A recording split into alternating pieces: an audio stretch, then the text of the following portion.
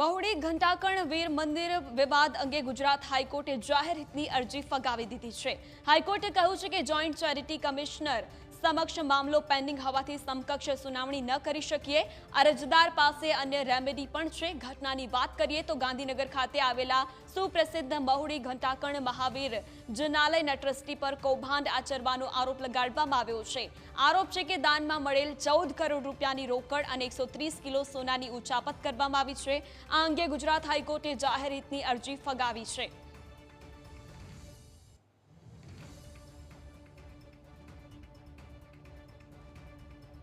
તો અહીં અરજી ફગાવવાનો નિર્ણય કરવામાં આવ્યો છે। મહુડીના મંદિરના વિવાદનો આ સમગ્ર મામલો છે।